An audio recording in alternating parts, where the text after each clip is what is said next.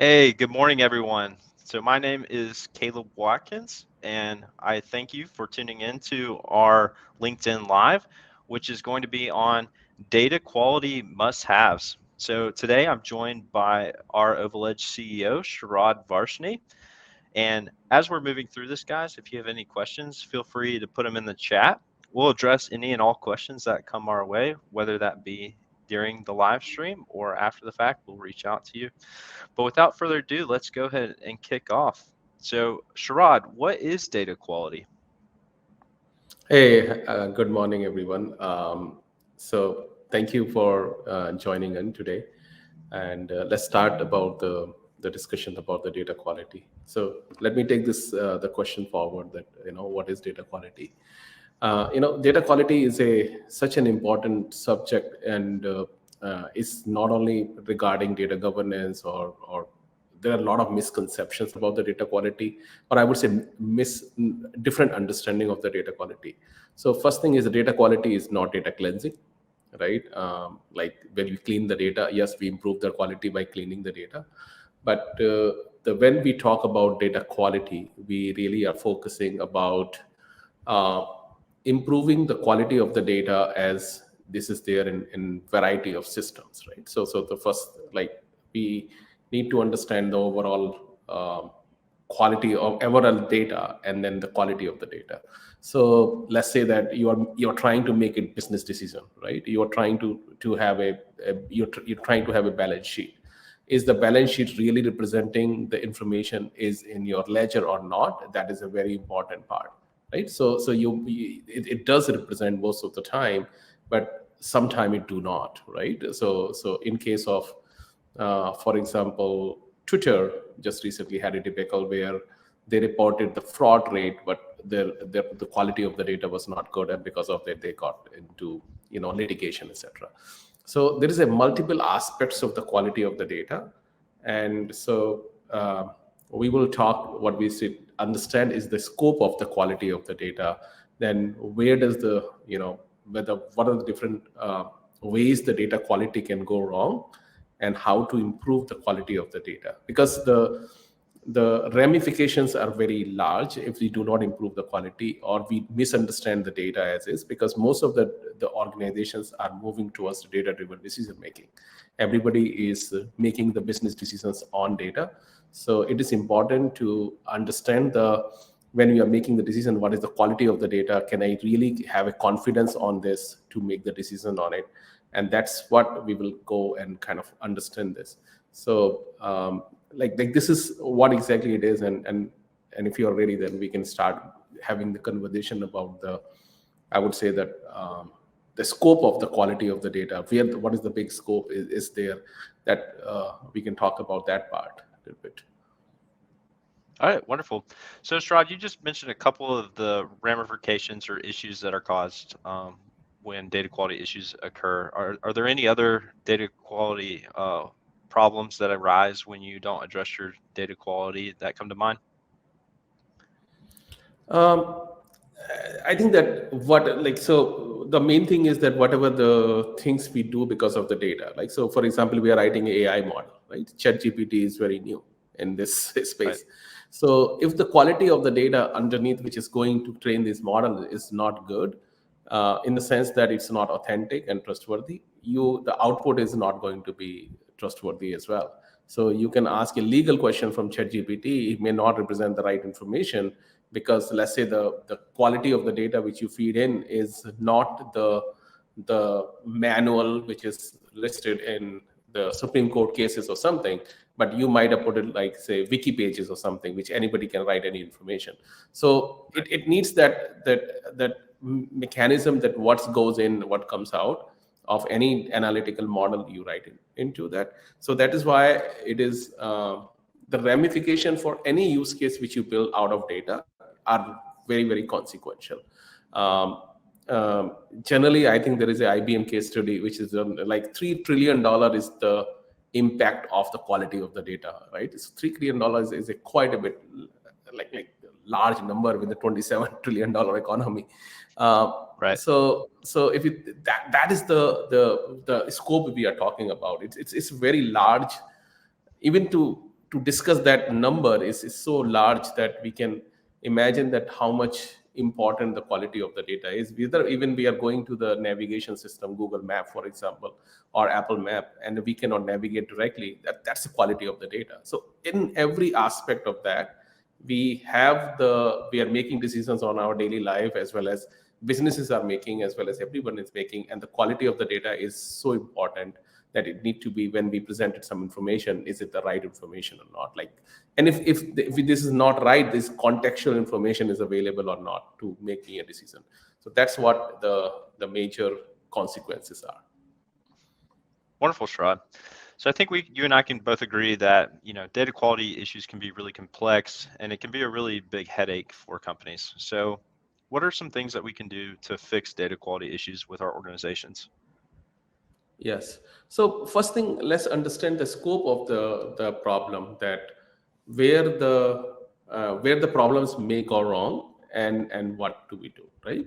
So the first area of data quality to go wrong is during the generation phase of the data.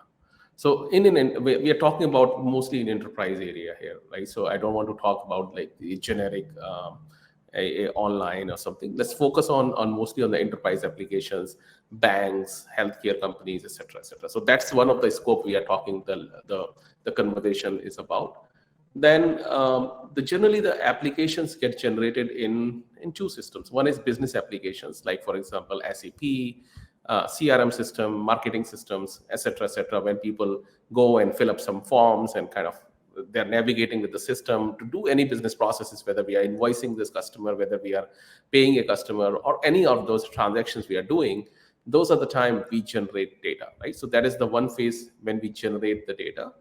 Then the second phase we generate the data is through machines, whether the machines are generating through the server, log files is getting generated, or the sensors are generating the data, the variety of data getting generated, right? So that's during the generation phase is the one the quality of data may go wrong, right? So that's the one part. But after the generation phase, the second phase starts is mostly the movement of the data, because and this was not that much prominent, the movement. Now, as the data analytics needs are coming up, the movement is becoming more and more of the data. So the first movement happens generally via integrations, right? So one application talk to another applications for most of the time. Your CRM system is talking to your marketing system. Your CRM system might be talking to invoicing system, etc. So when they talk to each other on a transaction basis, on integration area, this is another area of quite a bit the data quality may go wrong, right? The quality may suffer.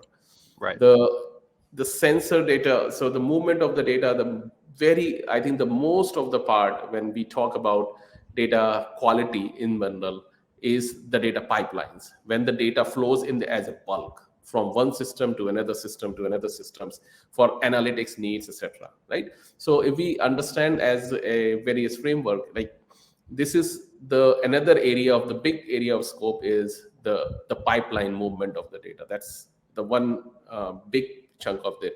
And also we move the data by business processes. Maybe we create the same customer record in CRM system. We might be creating the same customer record in ERP system to pay them invoicing, etc., etc. So it's just getting created a two duplicate data, and the quality may suffer into that. So that's another scope.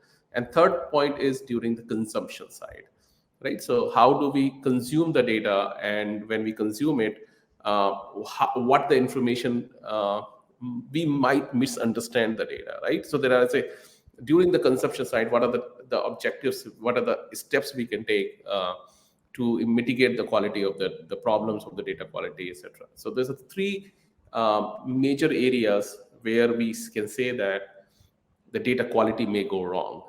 So those are the three part of the scope of the data quality. Okay, wonderful. So you mentioned frameworks. So do you mind touching on some of those frameworks and what each of those represent? Very good.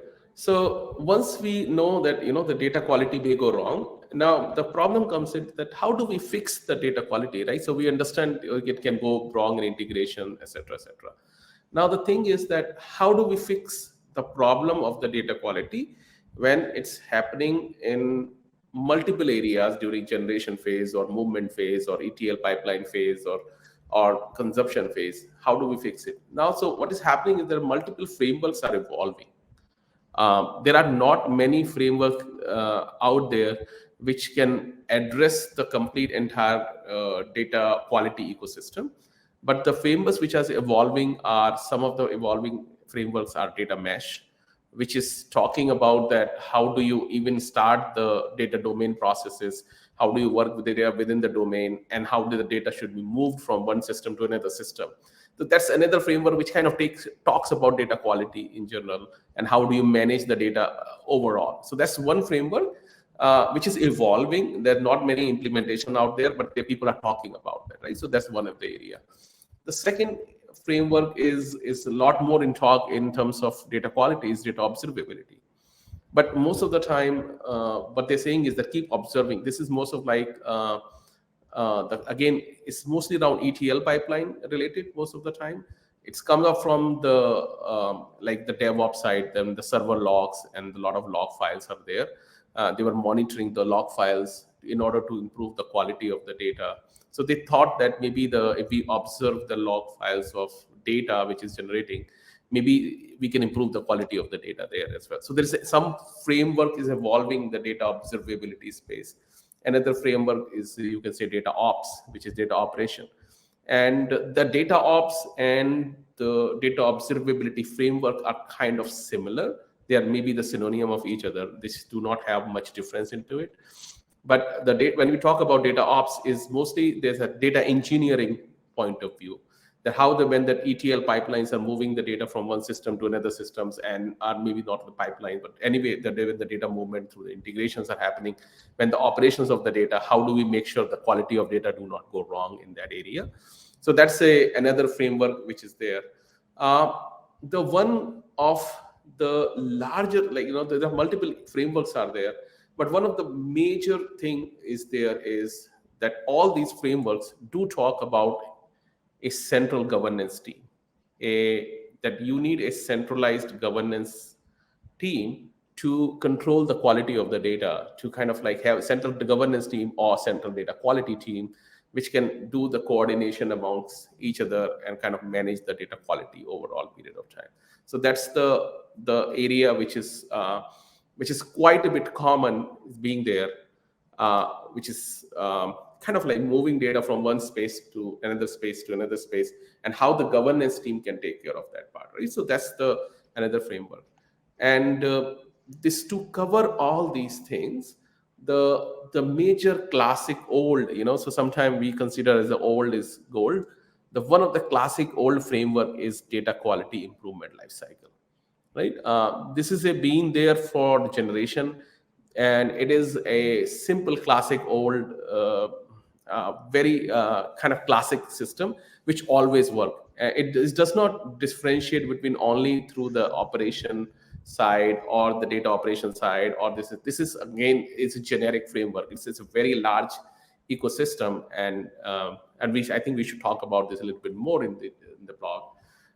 That kind of like how to improve the quality of the data using data quality improvement lifecycle. So that's, I won't say that's a specific framework that's been there for generation. This is a little bit higher level than framework, but if we can use something much more classic older style, then we may not have to go in delve with an individual framework, but we may use data quality improvement lifecycle in general to kind of improve the overall quality of the data. Wonderful, Sharad. So we did get a question in the chat related to data governance and data quality, right? So I think it would be important to talk about, so how can data governance help data quality, and how are data quality and data governance related? They are brothers and sisters. Or I don't know, means how. So let's try to define this, like the objective of the data. What are the, like, say, understand, let's say, from the roles and responsibility point of view. There is a data governance team, and then there is a data quality team, if there are there, right? Sometimes there is only one team which will given to kind of improve the overall data quality as well as data governance, right? So it depends upon the organization to organization, that how the teams are structured. So if you see at the very high level, there is a data which is applications are generating the data and consuming it. So this is happening at the application level. There is a natural demand for the data to be do the analytics and reporting. That's there. Now that is there. Any you go even at 1,000 people company or 500 people company, you will find at least these systems to be there, right? Now as the companies evolve, what happens that the need for data grows, right? The more and more people are asking for more and more data, so that there's a more ETL pipeline. Because when people are demanding for more data, people are saying, hey, I need to make decision around that and this, can you give me this data, can you give me that data? So people are at the teams are evolving, and we are building a bigger team. Now in this space, what happens that the team do not coordinate between each other. So the one data analytics person maybe not talking to the another business department, and then they start not talking to each other. So because of that, what is happening is that they're not able to communicate and collaborate with each other, and the people are getting the duplicate information, they're getting the same information or incorrect information, and then the chaos started happening. Now so it's happening because of the natural part of the business as is. So as the business is evolving, the chaos is evolving, and now somebody says, okay, we need to have some tab on it. Let's put a data governance team together to kind of take care of it. Let's put a data quality team put together. So if you go to the bigger organization, they have a data governance team and data quality team. Data quality focus on data quality aspect, data governance team focus on the compliance side or the literacy side. Literacy means setting up the right definitions, etc.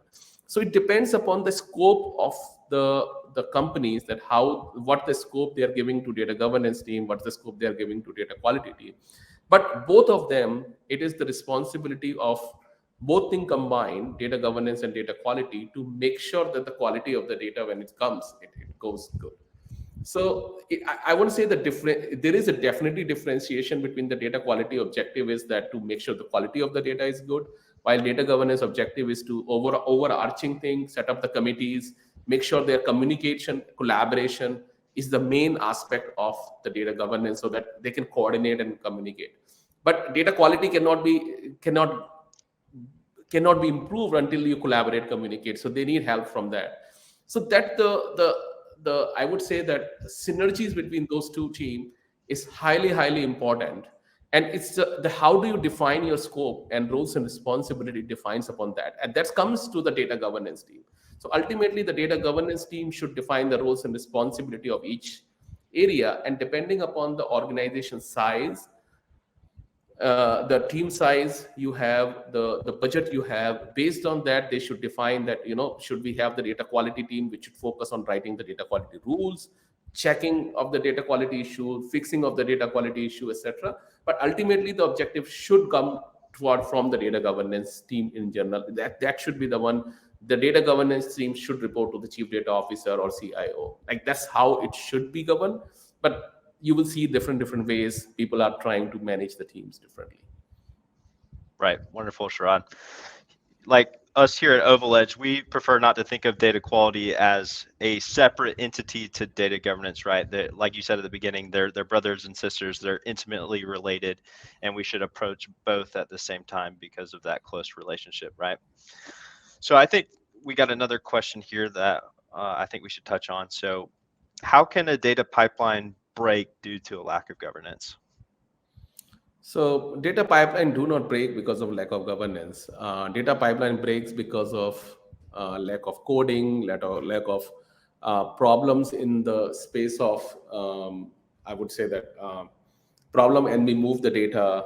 The problem in really around, if the data pipeline is breaking, is because of we have a bad programming somewhere, or the data pipeline has not been created concerning all the test cases into it. But data governance team need to help, because whatever the system you design, you cannot design perfectly, right? Data governance team can help you, improve this the ETL pipelines, because when the data is moving from one system to another system to another system, there are multiple teams involved, multiple processes involved, and then then this is where the data governance team can help from system, coming from system 1 to system 2 to system 3, and as the data is moving into these systems, that's where the data governance team can say, hey, this is your responsibility, you fix this part, this is your responsibility, you fix this part. And this is where the data quality improvement life cycle comes into it. That how can we take the data quality improvement life cycle and how can implement the data quality improvement life cycle inside the organization, and how the governance team can be the pivotal point of improving and managing this data quality improvement life cycle. That is the way I think we should talk about that. How should we do that? Okay, wonderful. Yeah, I agree. Let's do a little bit deeper dive into the data quality improvement lifecycle and what that is, right? But before we do that, I do want to give some resources to our audience.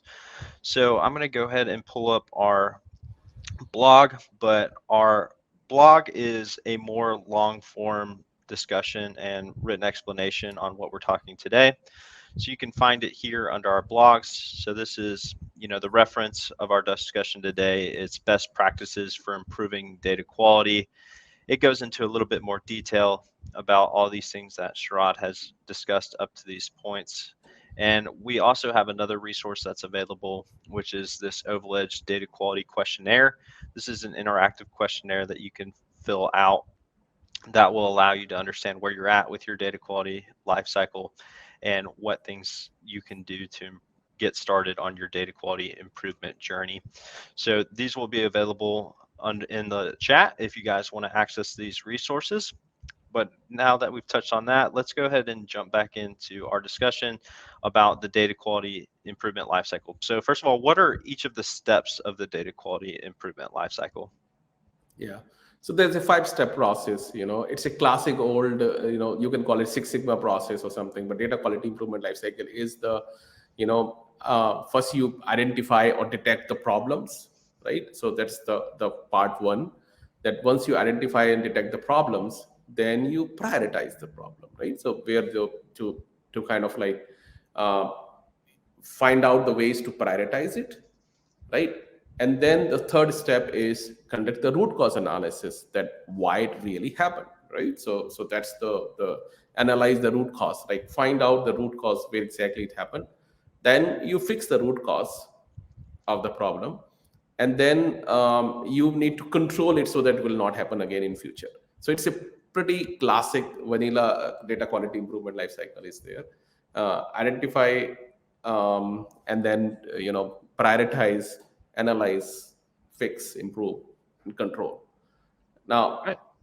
for each processes, so we can talk about each processes if you Right. like. There are multiple steps into that area. Okay. Yeah, wonderful. So let's start with the first step then. So what are some things that our audience should know about the identify step? Yeah. So this is a very important area, that how do we identify the problem it happens in the overall ecosystem of it is.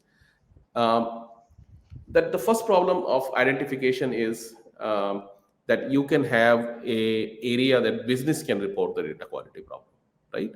Right. That's very important to have a mechanism and provide a tool to your business users to report the problem with context. Let me give you an example. You can I have seen that people send email to the data quality person, hey, there is a problem here, can you fix it, right? There's always, you get it, I don't understand this. So the problem is that you're capturing this information, but it's not in a system which cannot be controlled, measure, analyze. This is one of the worst way of collecting that information, that like, Right. letting business people report it. What we generally consider is that consider and capture this information with context. So for example, when people see the report, right, when people see when consuming the data, when the business user is making a decision around something and they feel like, I don't think this is the right number, I have a doubt about this number, or I have questions about it. So they should be able to ask the questions right there, report the problem right there. And what it does is it gather the context. Okay, this is the problem we are talking about, this is the report I'm talking about. So this is one of the key area of collecting the information about the data quality. So having the business user report the problem, that's I would say the number one and most critical part of you will get the most benefit out of that. then but once you're collecting this information, you can ask some additional information as well. Hey, what is the business impact of this? It will help you in prioritize the data, right? Because you can Right. see that, oh, okay, I can, when I'm collecting this information, if I can add the business impact from the user, then the business user, he knows, if the CFO, he knows that he can't close the books tomorrow, right? If he see the problem. Right. Or with the project manager, he says that my project manager will, I will not be able to manage my project efficiently. So it depends upon the level of the decision making which is happening through those reports. Will able to understand that, right? Sometimes the data, I've seen a lot of time, you do the forecast planning, so those kind of thing. So if you're doing the labor planning or or any kind of work you are doing, you are making a very important decisions. How much labor I need for tomorrow, right? Suppose you are a Walmart and you're planning labor. So any part of the things they're making an important decision there, and that's why it's very important for knowing the business context information. Okay. The Yeah. other areas are, there are a couple of other ways to report the problem as well. The other generally are, hey, I need some sort of anomaly detection. So you can have a tool which can report you anomaly in the data itself and tell you that the tool can tell you the problem, right? So that's Right. you can have a anomaly detection tool to kind of tell you the problem. There is a also tool which is available with the help of AI, can tell you there is a problem of the data quality. For example, you have all the customers recording something, and then customer records can go bad. They can see that address and cities are not matching, or something. So there is an AI component out there when kind of can tell you the especially around the critical data assets, you want to have some sort of a tool to kind of identify those issues, right? There is a log file monitoring you can put in place to kind of monitor the log files and put in place. So there's a variety of way of understanding variety of way of identifying the issues around the data quality. One is which basically goes towards the business user. One is goes towards the automation, and the third point is you can also have a tool for your data analysts and data engineers to kind of investigate the data by this profiling, by looking at the various information and kind of report the data quality problem. So you want to have all three area. One is by business users, your data engineers, and ability your systems to automatically do the data quality assessment. Again, you get the more value in the sense you get a much more legitimate information from the business user, and you get a lot of information from automatic tool. But we don't know, when automatic is happening, you may not know the business impact as much as the business users are. So there are the pros and cons of all three areas, but this is how I will classify these three areas to identify the problem. Okay, wonderful. So now that we've identified steps that we can take to identify, we would then move into prioritize. So what are some things that we should be aware of when we're in the prioritize phase of the data quality improvement lifecycle? So again, the business impact, as we talked about, is the most important part that when you want to prioritize it. But how long it will take to fix it, if you can assess that part, is the right stakeholders are involved, is the right stakeholders has been communicated to understand it. What is the criticality of the data assets which is consuming it? So you may not know the business impact, but you may know the criticality of the data asset. If suppose you have generated the issue manually through the automatic tool, so then you need a criticality of the data asset, that if it's going to the CFO, this report goes to CFO as this goes to the mission critical application versus going to a project manager to manage a small project somewhere. So it depends upon everything is important, but the prioritization. So those are the inputs you have to collect in order for your team to prioritize it. And that this team is generally sometime you may have a data quality team to prioritize that, and sometime you may need to take it to the steering committee to prioritize your issues, because you have say 7 major issues and 7 major problems. You may need budget to fix it, etc. So that where you may have to take it to a steering committee with the help of data governance team to prioritize your issues. So that can also be an area quite a bit that that how do we prioritize it. So first thing is to collect all the information is needed, then do the prioritization step. Once you have all the information, it's easier to prioritize. But in order to even to make the decision about priority, sometime you may have to reach out to your steering committee, your data governance committees, which established there, to reach out to them. Yeah, wonderful. And then we also at OvalEdge include, a bit of a step here after prioritize, which is doing a root cause analysis. So why do you think it's important to include that root cause analysis in this data quality improvement lifecycle? Yeah, I think that if we can fix the problem without understanding the root cause, we will again the root cause will again create the problem, right? Right. So it happen all the time. If you're not addressing the root cause, the problem will again come, and that's the step we want the problem to, because most of the time in the data quality ecosystem, you will see that the report or the people at the consumption layer report the problem. And if the problem they're seeing it, somebody fixed it in the ETL pipeline, you will never know the root cause of it is. So it is highly important to understand the root cause. The root cause may be at the source, maybe at the ERP system, maybe in the somewhere in the CRM system. Those where the problem actually lies. And if you keep fixing here, it will keep evolving it again and again. So it's important to go all the way to the root cause. That's why you have to conduct the root cause analysis. And you will need a lot of tools to do the root cause analysis, because you need a collaboration with the right team, because you need to know who the ERP systems are managing, who the IT owners on this side, who is the people in the left side, or I consider this is the left because data move from left to right in that area. So who the left side, the owners are, who the stewards are, who the custodian who is managing the data there. So you can talk to them. You need a lineage tool to understand where the data is coming from, right? So you have understanding, okay, this is the data is coming from. Collaborate with them, understand the problem, analyze the data there. So it needs some analysis work to really understand the root cause, that whether it's happening in the ETL pipeline, whether it's happening because the source data was missing, or this is happening because the source data is problematic itself. You have to pinpoint the root cause, the why it happened. Once you know the root cause, then only you should fix the problem. Wonderful. Thanks, Sharad. So we've now identified, we've prioritized, we've done our root cause analysis. So the next step in the data quality improvement lifecycle is improve fix, whether that be temporary or permanent. So what are some things that we should be focusing on in this step in the data quality improvement lifecycle? Yes. So I think that some of the issues are very known to improve it, right? So suppose you will get the customer's data get wrong all the time, right? This is I would consider that there are two kind of fixes can be done. One is a temporary fix, one is a permanent fix.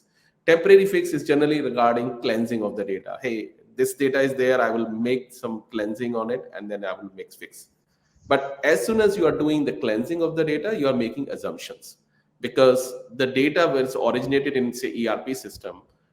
Whatever the customer or the user of that interface want to enter into that field, suppose some null values are there, you are making those null values change it here.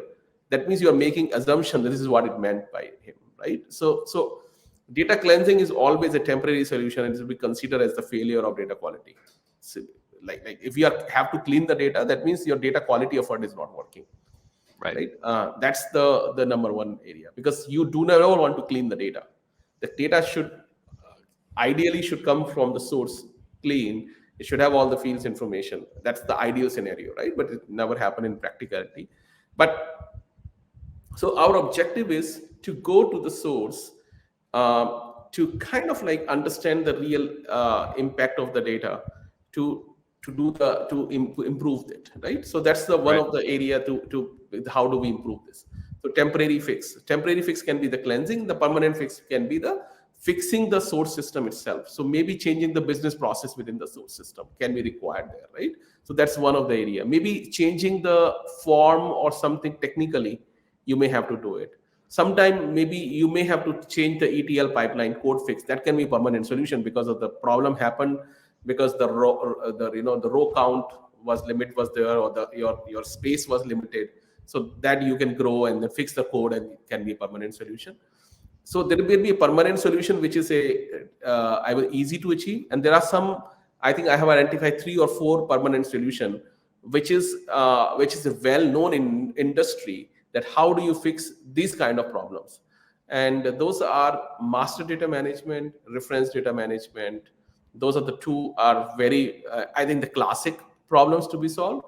And I think that I'm laying out a couple of more into it. What is the third party data governance kind of system, which is like how do we manage the third party data from one system to another system, and how do can collaborate with other people. So that is another area which will be a permanent fix.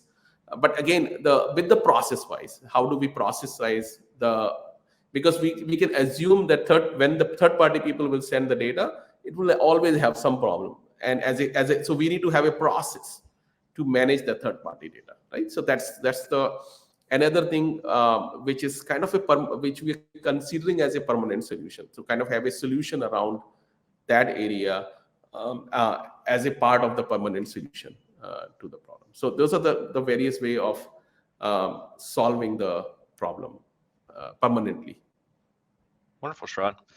So the last step in the data quality improvement lifecycle is control. So what are some tips that you have around the control phase of the data quality improvement lifecycle?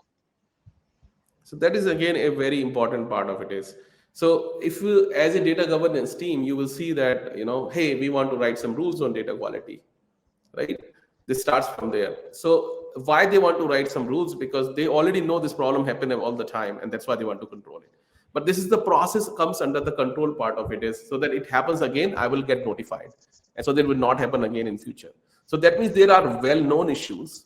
We are aware about them, and that's why we want to write the data quality rules around it. So those are the control processes in this area to kind of control it, writing some sort of rules in the engine, so that all the known problems which we have gathered, if it happen again, we get notified, right? So that's right. The process of the control is there. I do not recommend to write each and every rule on each and every column at every system, because that's too expensive. Not in terms of writing the rule expensive, but to manage the orchestration and the whole ecosystem around is too expensive to do that. That is why we need to identify the critical data assets and do the data quality rules checking on the critical data, control the process there. Rather than, I have seen that the customers say, hey, I want to write a rule on each and everything so that everything will be right?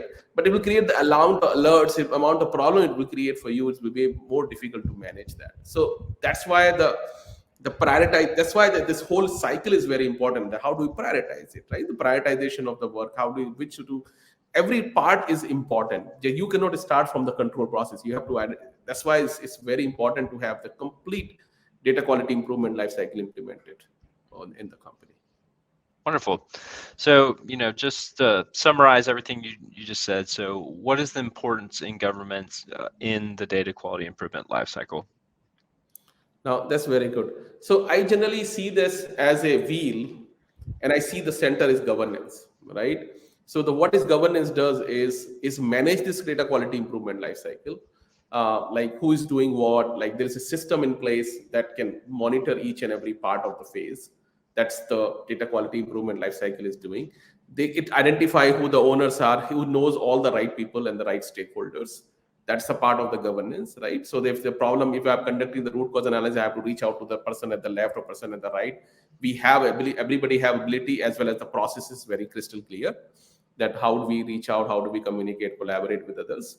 That is the major part of the governance, as well as measure it. Measure in the sense, as we are capturing all this information, you should be able to report, hey, we are improving the data quality. This is our dashboard, data quality dashboard. And this is how we are improving over the period of time, because we started with the maturity index of 1, and now we reached to maturity index of 4 or 5. So you kind of like take that and start reporting to the end user, reporting to the management, reporting to the committees are very important in to kind of manage the data quality from the governance point of view, like to kind of like collaboration, communication with the right stakeholder, and then trying to report it to the steering committee that what is happening, measure it with the dimension. The dimension can be used to measure it. how much is the validity, how much is the timeliness of the data. Those kind of things can be improved as a part of the measurement of those issues. When you're collecting those issues, start to note down all the dimensions as well, so that you can kind of report on those dimensions, that how are we improving those data quality as you are measuring all the things. So that's the part of the governance which is a heart of managing the data quality improvement lifecycle. Right. That was really good, Sharad. I appreciate you walking us through the data quality improvement lifecycle and how that ties back into data governance. So we've gotten several questions from the audience, so I think this would be a good time to address some of those questions. So this first question that I'll pull up here is, how do you differentiate data governance one size fits all versus fit for purpose? And how do you achieve more agile and outcome driven data governance? And do you have any frameworks in your product journey? It's an amazing So the first part of question. this would be right. What? Yeah. How would you differentiate between the one size fits all and fit for purpose? Yeah, I think that that's one of the things when we are building this OvalEdge, and from the very heart of my mind is that the what word we use for this, because the data governance people feel the data governance objective is to maintain the metadata quality of the data, right? Right. But the quality of the so I generally consider this as this is a coordination communication problem. That is why this we call it as a data governance, right? So governance word came from government. When we give a lot of problem which cannot be solved by individual, we give it to the government so they can work as a consensus and solve it. Like, if you think about it, right? That's why the data governance is there. Okay, I cannot figure out that who should build the road, because in my home I can do myself, but from one home to another home I need government to take care of it. So the part of the governance is allow me to collaborate, communicate with the right people, with the right policies and framework. Like, that's why the policies are there, right? So one size fit all or fit for purpose is the area, is that again it's depend upon the company to company. But the data governance improvement life cycle, if you think, is a classic vanilla framework, I would say that if you implement this is a one size fit all for every purpose. The only area can be what will be the scope of the data quality improvement life cycle you want to consider. You want to consider the entire organization. And let's say you are running for Bank of America kind of large organization, or then it might be very, very difficult for you to kind of have this one, versus as you are running a smaller bank, community credit union or something. Then in that area you can consider this one. So the scope of the data quality improvement life cycle, scope of the data which is flowing can be limited. But this framework do work quite well, because it's a classic framework. It doesn't it works on the problems rather than measuring each and everything. It have the prioritization framework in place, because you can prioritize, focus on the area which gives you the maximum value, right? There are a lot of frameworks out there which doesn't have the priority into it. Then you don't know where to control and what to do, right? So this framework do have all the necessary ingredients which is needed. Again, it's not one size fit all, but it does have quite a bit that you can implement in a limited scope of your data movement ecosystem. I would say that. Gotcha. That's wonderful. All right, so the next question that we got here from Linda is, how would you differentiate between data quality issues and data risk incidents, and should the two be recorded in different systems? You can report in the one system, and it's just the types are different, because because that's one of the reasons we build OvalEdge, is that you can report all the data related issues in one system. Whether it's a risk regarding governance issues, data we consider as the privacy data exposure. There are various kind of risk you can have it, and the data quality issue. So why it need to be in one? Because all the data related issues, because the people who are solving it is the same. Now imagine that I'm a developer of a data, so I need to fix this problem, whether it's a data privacy exposure, I need to fix the access permissions on it, or I need to fix whatever, if there's data quality issue. So since I am the people who are fixing are the same, the people who are reporting are the same, if you have two different systems, it's not the right mechanism. That's why we need we are building OvalEdge, that why it need to be in one system, and we have a Wonderful, very Siraj. strong opinion on that. Yeah. Thank you for addressing that. So the next question that we have here is, how are the roles in data governance divided between the technical team and the business team?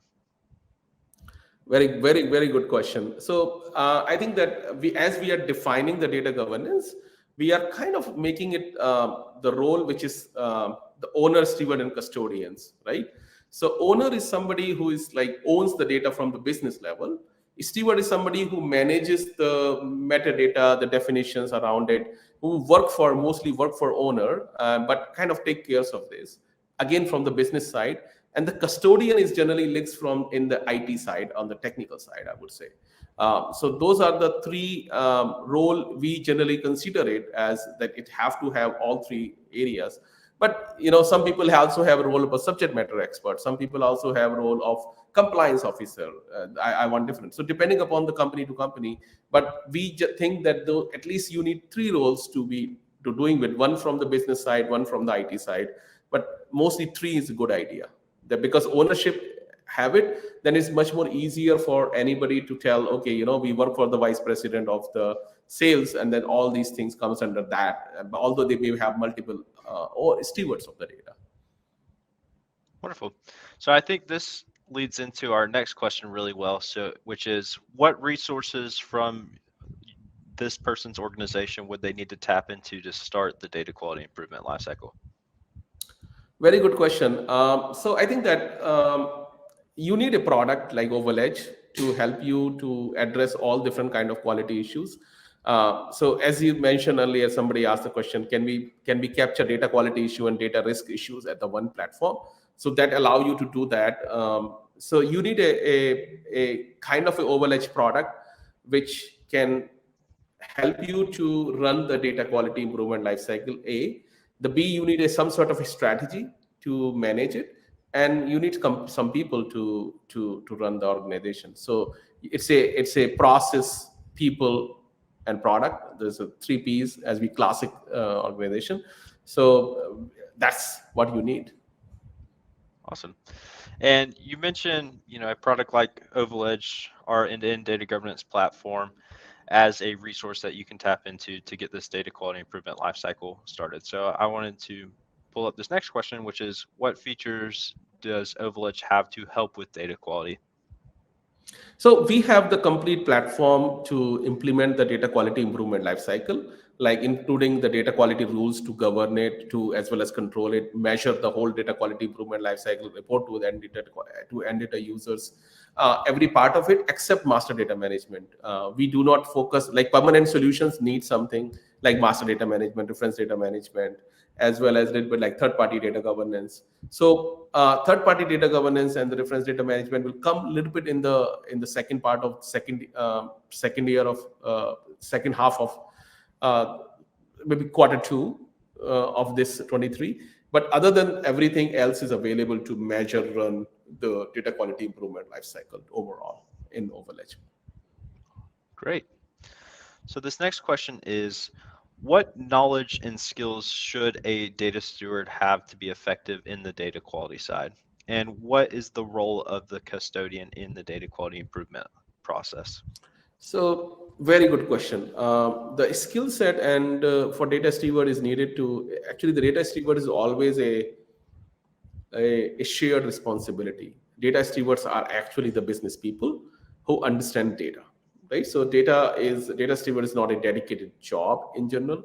It's yes, you can have it, but ideally they know business more than they know data. Right, they just know the business and how the data look and feel like, and then obviously they should know the spreadsheet, how to work on a spreadsheet. They can work in a product like OvalEdge to kind of type it out.